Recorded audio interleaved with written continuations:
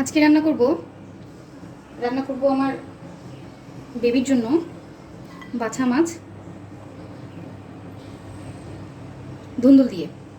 পেঁয়াজ থেতো করে পেঁয়াজকে এখানে পেঁয়াজ কাটা আছে, রসুন থেতো করে রেখেছিলাম, সেই রসুন আছে।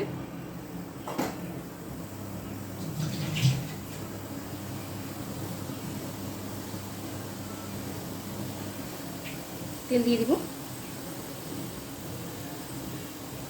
অল্প করে।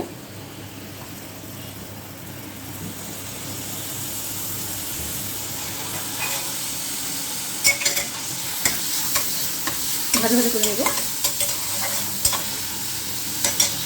সেজন্য সামান্য পরিমাণ লবণ দিয়ে নেব, পেঁয়াজটা যেন তাড়াতাড়ি ভাজা হয়। প্রায় ভাজা ভাজা হয়ে আসছে আমার। এখন আমি স্পাইসেস দিয়ে দেবো, লবণ, হলুদ, ধনিয়া এবং জিরা গুঁড়া।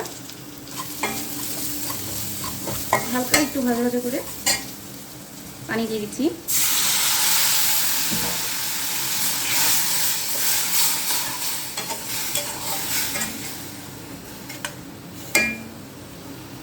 শুকিয়ে আসলে প্রথমে ধুন্দুল, তারপর মাছ দিয়ে দেবো। মশলার পানিটাই শুকিয়ে আসছে। আমি আমার বাচ্চাকে নিয়ে রান্না করছি। মশলাটা হালকা করে কষিয়ে দেবো, আর একটু পানি দিয়ে দিয়েছি।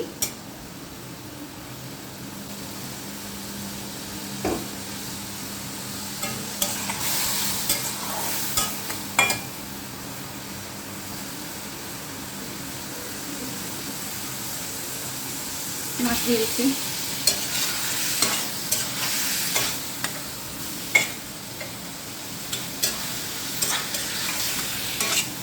মাছটা কষিয়ে উঠিয়ে রাখতে হবে। অল্প করে পানি দিয়ে দিলাম যেন মাছটা ভালো করে কষানো হয়। এবার ঢেকে দিব।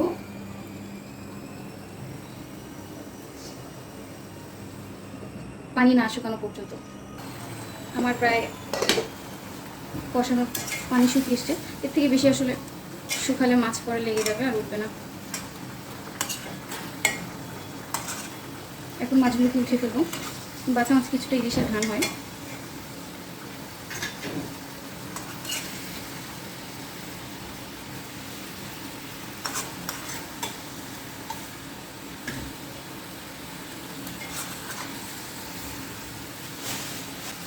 ধুন্দুলগুলো দিয়ে দেবো।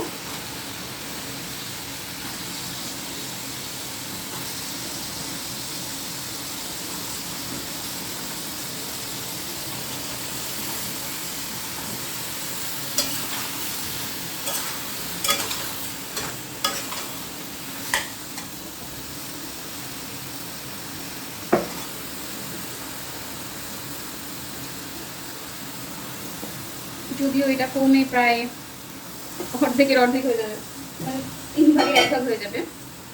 এটা এত পরিমাণে কমে যাবে। ধুন্দুলটা ঢেকে দেবো এখন, পানি ওঠার আগ পর্যন্ত। আমার ধুন্দুলের পানি চলে এসছে, দেখতেই পাচ্ছেন পুরো পানি দিয়ে এটা ফুল হয়ে গেছে। তো এখানে আমি আর এক্সট্রা কোনো পানি দিব না, এখানে এই পানিতেই পুরো মাছ দিয়ে দিব এবং মাছও হয়ে যাবে, ধুন্দুলও হয়ে যাবে তরকারি। এটা আমার আজকে 22 মাস বাবুর জন্য 2 বেলার তরকারি। যদিও কিছুটা আমরাও খাবো, কারণ ও এত তরকারি খেতে পারবো না। আর একদমই ঝাল ছাড়া। তো হয়তো কিছুদিন পরে তাকে মরিচ প্র্যাকটিস করানো হবে, হালকা হালকা সামান্য। এখন এটা আমিও খাওয়ার অপেক্ষা করবো। দিয়ে দিচ্ছি। আমার তরকারিটা হয়ে এসছে, এতটুকু ঝোল থাকতে নামিয়ে ফেলবো। একটু আঁচ বাড়িয়ে দিই মেয়েটার জন্য। আপনারা চাইলে আরও শুকিয়ে নিতে পারেন, আমি অ্যাকচুয়ালি একটু ঝোল রাখতে যাচ্ছি, কারণ আমার বেবি আবার শুকনো ভাত খেতে পারে না। নামিয়ে ফেলবো।